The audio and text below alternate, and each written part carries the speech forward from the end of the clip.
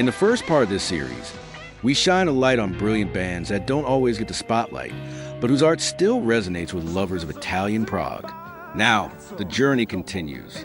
This time, we cross paths with revered giants and names that, despite their incredible work, haven't always received the attention they deserve, coexist. It's the meeting point of the hallowed and the forgotten, of consecration and discovery, a new crossing through soundscapes that unite virtuosity, emotion, and ideas that defy time. Prepare to dive into incredible bands of Italian prog rock. Part 2.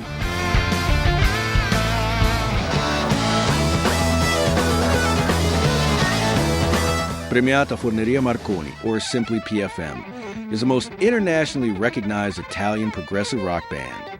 Formed in the early 70s, it brought a rich fusion of classical music, folk, and symphonic rock, with direct influences from bands like King Crimson and Emerson, Lake and Palmer. Its members were highly technical musicians, such as Franco Musida on guitar and vocals, Franz Di Cioccio on drums and vocals, Mauro Pagani on flutes and violin, and Flavio Premoli on keyboards.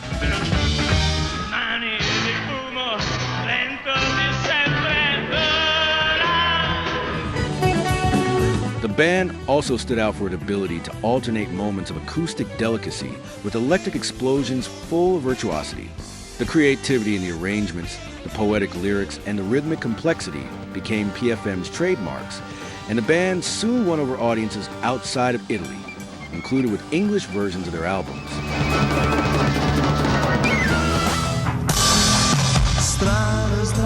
Released in 1972, the album Storia di un Minuto is the band's debut and already shows its full potential. It's a masterpiece with elaborate suites, pastoral atmospheres, and symphonic passages that define the paths Italian prog would follow from then on. It's a landmark of the genre, enchanting from beginning to end.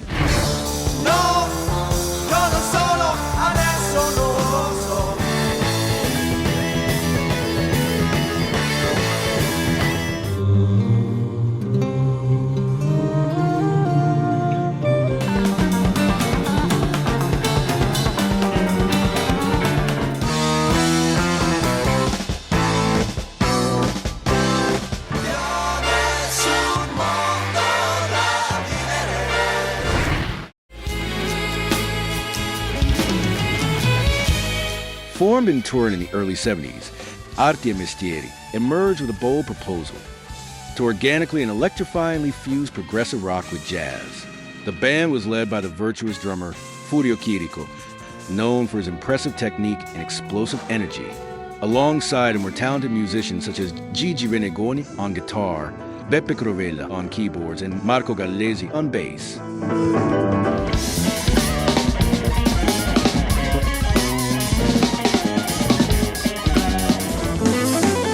The group's sound was intense, rhythmic, and sophisticated, with influences ranging from Mahavishnu Orchestra to European symphonic prog. Their compositions were mostly instrumental, and even in the sung sections, the emphasis was always on musical complexity and fluidity. Arti Mestieri stood out as one of the main names in European jazz rock.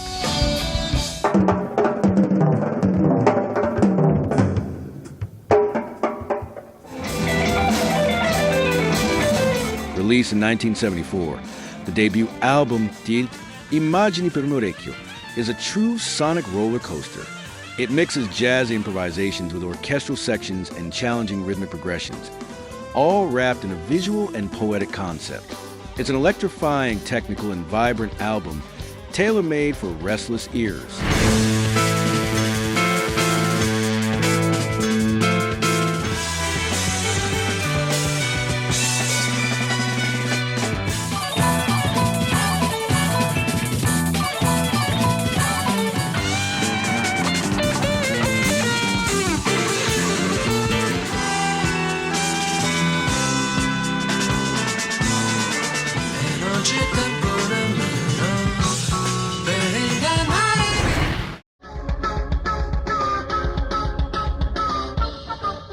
Biglietto per l'Inferno was one of the most intense and explosive bands on the Italian progressive scene.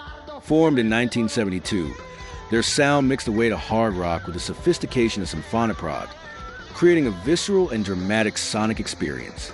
The group featured Claudio Canali on vocals and flute, Giuseppe Banfi on keyboards, and Mauro Iecchi on drums, among other talented musicians. The band's strength came from both the emotional charge of their lyrics, often dark and existential, and the raw energy of their performances. Their songs alternated fury and melancholy, with elaborate arrangements that involved analog keyboards, heavy guitars, and almost liturgical atmospheres. It was a darker, more rebellious side of Italian prog.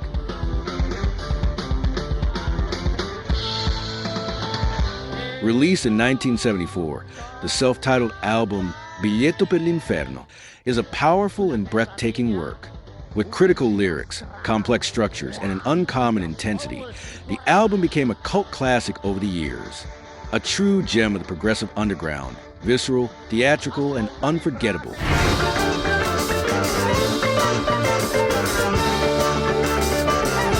Ascoltami frate, non so se ho peccato, ho ucciso un bastardo che avrebbe voluto.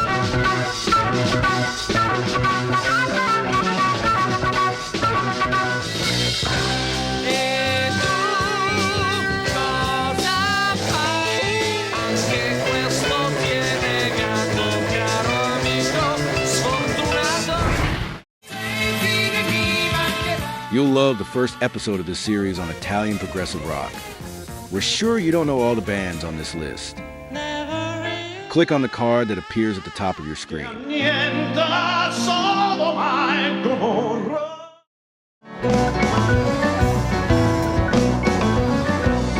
Locanda delle Fate emerged in 1977, already in the final phase of the golden age of Italian prog. Even so, the band delivered one of the most elegant and emotional works of the genre. Formed by 7 talented musicians, the group featured 2 keyboardists, the expressive vocals of Leonardo Sasso, and richly detailed arrangements with flute, piano, and guitars in perfect harmony.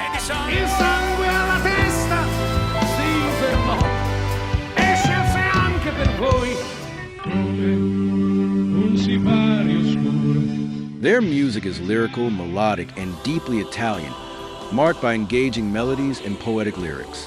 Unlike the more aggressive or experimental bands of the time, Locanda valued a refined aesthetic, with smooth transitions and a nostalgic, almost cinematic atmosphere. It was prog with the soul of poetry.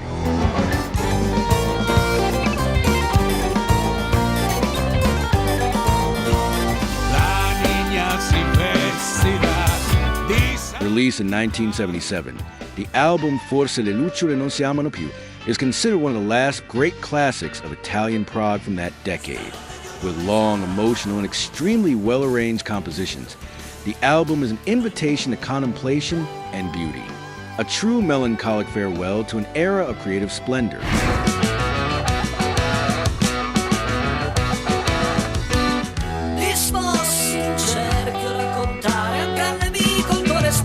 Fantasmi vecchi e nuovi si confondono.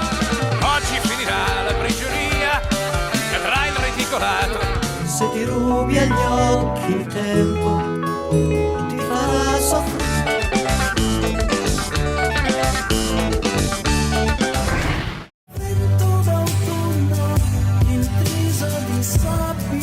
Le Orme is one of the most iconic formations of Italian progressive rock, with a career spanning decades. Formed in the late 60s, the band found its artistic peak in the 70s, with a sound that mixed melancholic lyricism, symphonic keyboards, and compositions with strong emotional appeal. The classic lineup included Aldo Tagliapietra on bass and vocals, Tony Pagliuca on keyboards, and Mickey De Rossi on drums. Ci sono segreti nelle sfere trasparenti, si specchiano Unlike many contemporary bands, Le Orme focus on melodic delicacy and minimalism without sacrificing progressive complexity. Their albums are marked by introspective atmospheres, refined poetry, and an unmistakable melodic sense, always guided by the expressive power of the keyboards and Tagliapietra's gentle voice.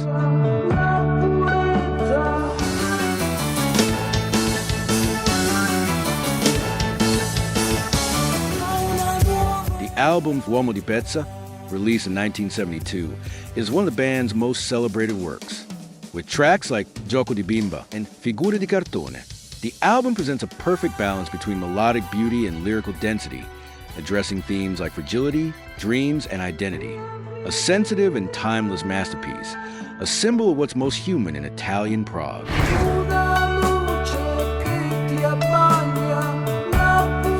Un grido al mattino in mezzo alla strada.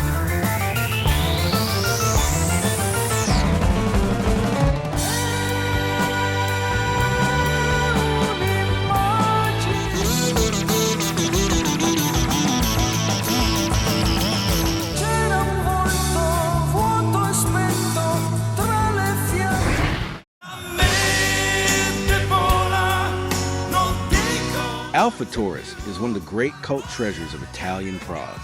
Formed in Milan in the early 70s, the band released only one album with an original lineup. But that single record was enough to eternalize them among the most respected names in the genre. The lineup featured Pietro Pellegrini on keyboards, Guido Wasserman on guitar, and the distinctive vocals on Michele Bavaro.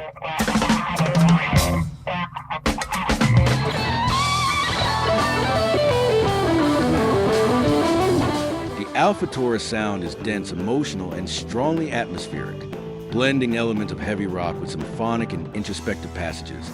The group explored long tracks with dynamic changes and dramatic arrangements. Their compositions feature existential lyrics and a sense of urgency that captivates the listener from start to finish.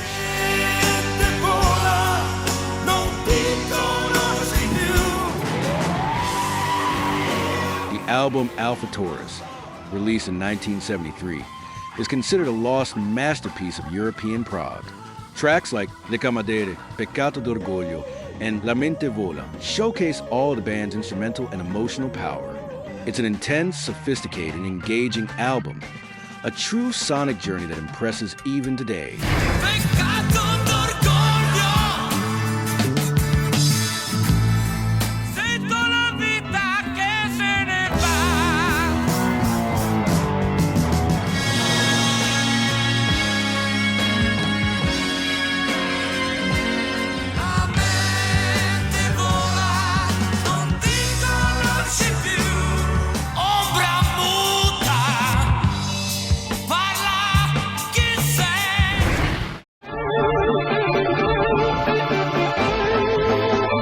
Semiramis was a young and ephemeral band that left a powerful mark on Italian progressive rock.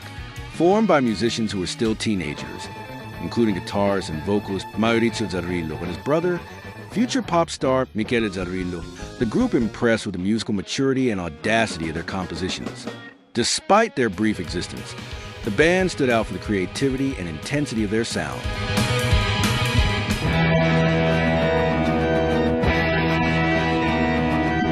The Semiramis sound is heavy, dramatic, and full of twists and turns, combining aggressive guitars, psychedelic keyboards, flutes, and unpredictable rhythms.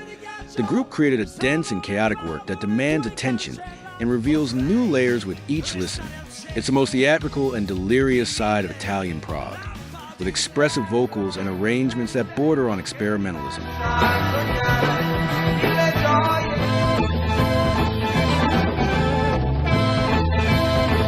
Released in 1973, the group's only album, Dedicato a Frats, is a hallucinatory journey through unstable soundscapes, enigmatic lyrics, and surreal atmospheres.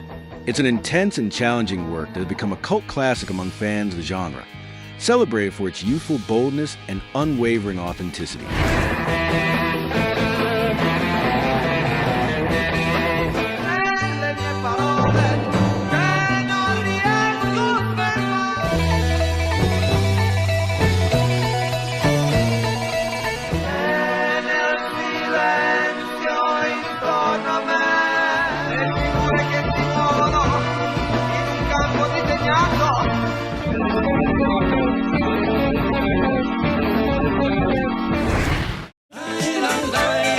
Are you enjoying this list?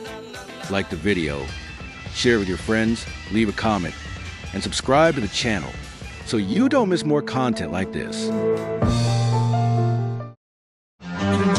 più grande fatto con 100 mari.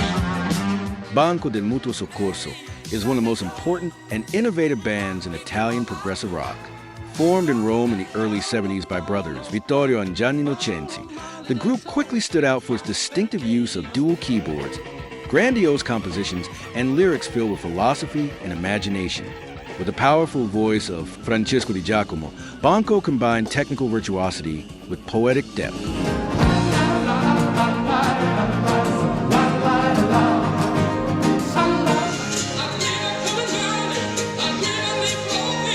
The band's music masterfully moved between the symphonic and the experimental, always with complex arrangements, dramatic dynamics, and passages that evoked everything from Baroque to jazz.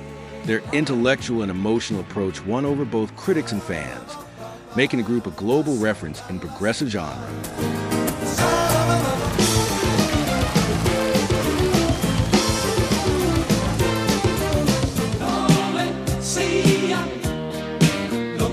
Released in 1972, the album Darwin is a conceptual work inspired by the theory of evolution.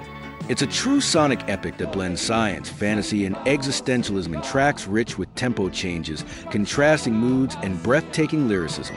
An absolute classic, where music and ideas walk together toward transcendence.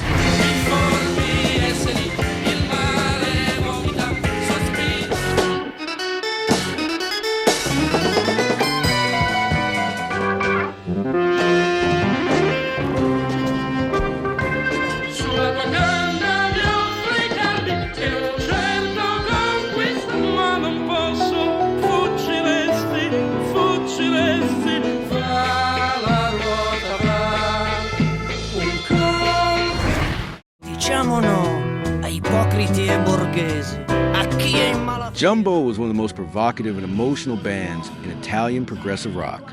Led by vocalist and lyricist Alvaro Fella, the group stood out for its raw, visceral, and highly expressive approach. Their songs went far beyond technique. They were existential screams, blending social criticism, psychedelia, and dark melodies with great intensity.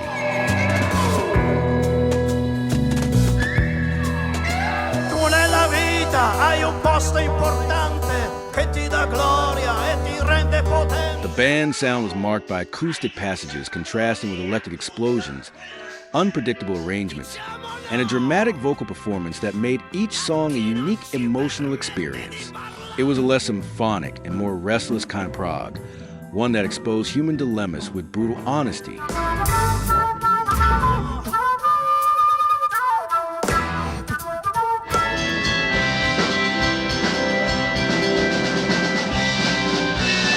Released in 1973, the album Vietato ai minori di 18 anni is a bold and direct work, both musically and lyrically.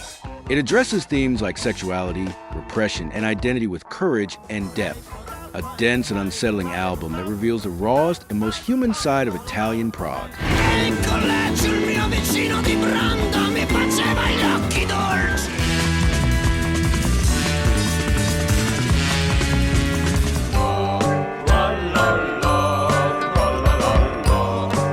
Poi hai capito, finalmente hai capito, hai preso coraggio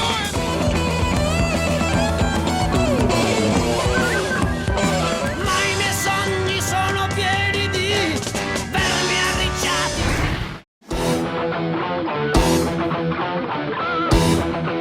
Museo Rosenbach is one of the most emblematic bands in Italian progressive rock, known for its powerful mix of symphonic sounds and deep philosophical lyrics.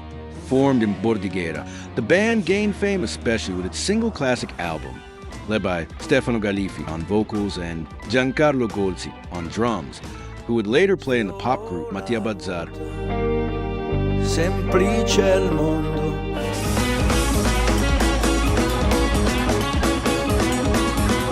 The Museo Rosenbach sound is dense, dramatic, and complex, with long compositions filled with elaborate instrumental passages, dark atmospheres, and influences from British progressive rock and classical music. The band excelled at creating intense atmospheres and engaging the listener in conceptual narratives that explore existential themes.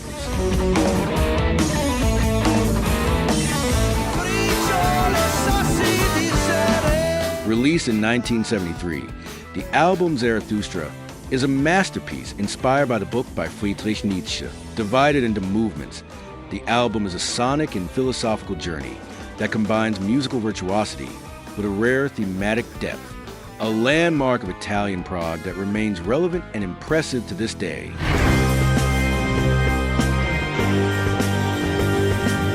Forse nemmeno tu credi a quello.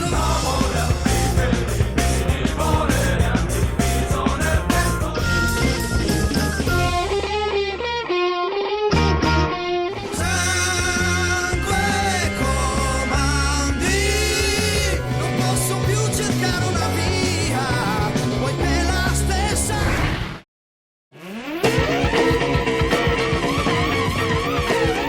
These bands form a sonic mosaic that ranges from the celebrated to forgotten, but all carry the same creative flame that marked the golden age of Italian prog. Their works continue to inspire, challenge, and move anyone who gives them a deep listen. There's still much to explore. The journey continues in future episodes, with more discoveries, rarities, and unforgettable moments from Italy's progressive scene, one of the richest legacies in 20th century music. If you enjoyed the second journey, like, share, and subscribe to the channel. And in the comments, tell us which of these bands left the biggest impression on you, and which other one deserves to appear in part 3. Until the next video, and may there never be a lack of poetry, audacity, and sound on your path.